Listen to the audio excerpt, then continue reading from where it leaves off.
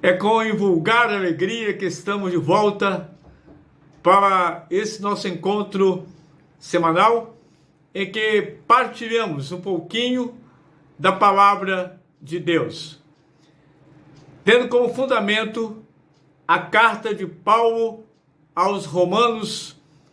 Abordaremos o tema Estamos livres. Se você quiser saber mais sobre a Bíblia, pode comparecer nos dias e horários presentes na tela para que você possa estudar conosco presencialmente a palavra de Deus.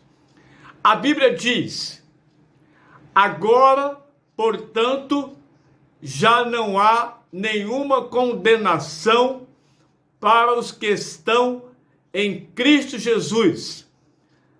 Nova versão transformadora. O capítulo 8 de Romanos é um dos pontos culminantes da revelação. Não haverá leitor que não se extasie diante da majestosa exposição bíblica. O apóstolo Paulo chega ao clímax do seu grande argumento a respeito da doutrina da salvação. O capítulo começa com esta epopeia de que estamos livres em Cristo Jesus e termina dizendo que nada em toda a criação jamais poderá nos separar do amor de Deus revelado em Cristo Jesus, nosso Senhor. Romanos 8, 39, parte B. Este é o capítulo clássico da doutrina do Espírito Santo, sobre o qual o Espírito age e nos dá a vitória sobre a carne, possibilitando-nos a aproximação gradual do alvo moral e espiritual. É confortador crer na providência divina, crer que há um plano na história, crer na justificação como ato judicial de Deus, crer na vitória final, em nossa união inseparável com Cristo, que é a certeza da nossa glorificação, que já vimos em outra oportunidade. Quão fracos somos nós na compreensão dos desígnios de Deus, na resistência às tentações, ao enfrentamento das provações. Mas o Espírito Santo nos ajuda de modo que superamos as nossas próprias fraquezas, assistindo-nos em nossas necessidades. Sem Ele, estaríamos desorientados e vencidos. Com a sua ajuda, sentimos-nos fortalecidos. A maneira pela qual o Espírito nos ajuda eficazmente é a oração.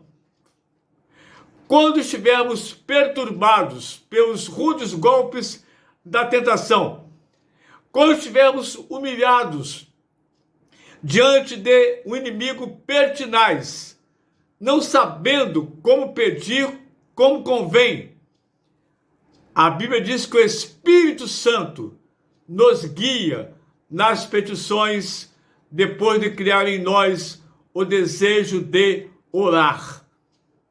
Inspira-nos de modo que a nossa oração se torne conforme a vontade divina. Não a nossa vontade, mas a vontade que vem do céu. A mente do Espírito Santo está em perfeita sintonia com o propósito de Deus. Isso, meus amados, faz com que as nossas orações se tornem petições e súplicas aceitáveis diante de Deus. Não sabemos o que dizer a Deus, mas o Espírito Santo interpreta os nossos pedidos. Veja o que a Bíblia diz. Com gemidos inexprimíveis, e Deus sabe o que eles significam. Aquele que esquadrinha os corações, conhece as intenções do Espírito e atende os desejos do coração de seus filhos e responde às orações deles segundo a sua vontade. A Bíblia declara um princípio básico da atividade redentora de Deus. As experiências da vida são muitas vezes tão pesadas que parecem ultrapassar os limites da possibilidade de resistência. Mas, se amamos a Deus, no entanto, nada na vida será acidental. Nossas vidas não são deixadas ao acaso. Sabemos que a nossa união com Deus nos relaciona com Ele de tal maneira que chegamos a ser objeto do seu cuidado especial. O vínculo dessa união é a fé, que opera por meio do amor. A dificuldade que muitos de nós têm encontra-se na doutrina da providência. Ela está na expressão "e sabemos que Deus faz todas as coisas", entendemos que, na verdade, algumas coisas podem concorrer para o bem daqueles que amam a Deus. É exatamente nesse ponto que surgem algo que nós nem sempre temos essa visão, né? A necessidade de uma visão mais ampla.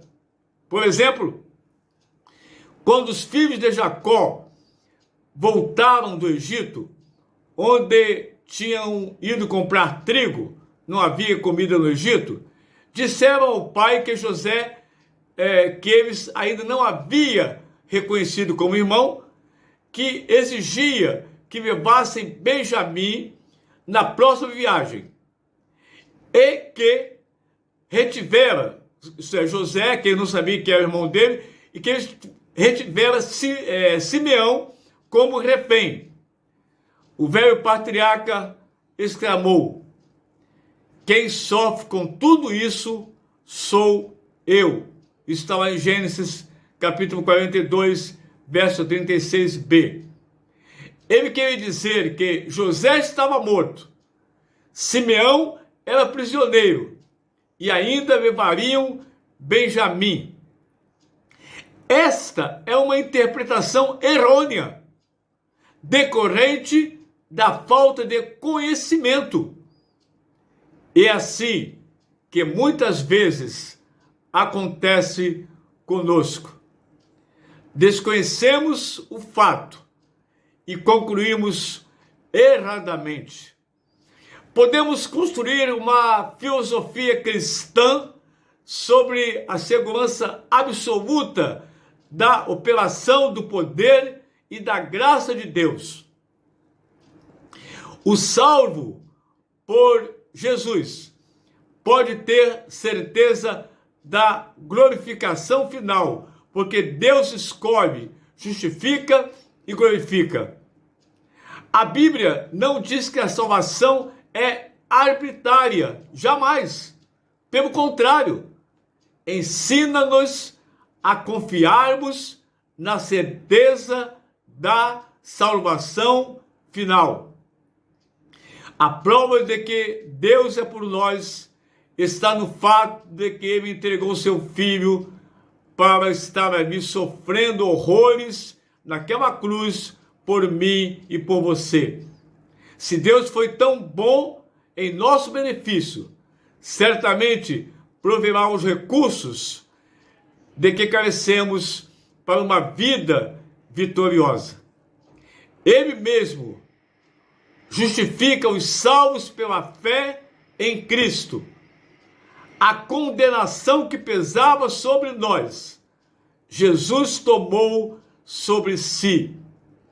Ele se tornou maldição por nós, a Bíblia diz, mas ressurgiu e ascendeu aos céus para viver intercedendo sempre por nós. Aleluia! Estamos vivos para sempre. Amém e amém. Vamos orar. Obrigado, nosso Deus, porque todo o castigo que pesava sobre nós, o Senhor na cruz tomou sobre si. Obrigado, nosso Deus, porque ainda hoje, ao lado do Pai, o Senhor intercede por nós. Obrigado, nosso Deus, porque estamos livres do pecado. Estamos vivos, nosso Deus, porque o Senhor assim nos justificou. Somos libertos pelo sangue de Cristo na cruz. Que usemos essa liberdade para o bem e jamais para pecar. Em nome de Jesus. Amém.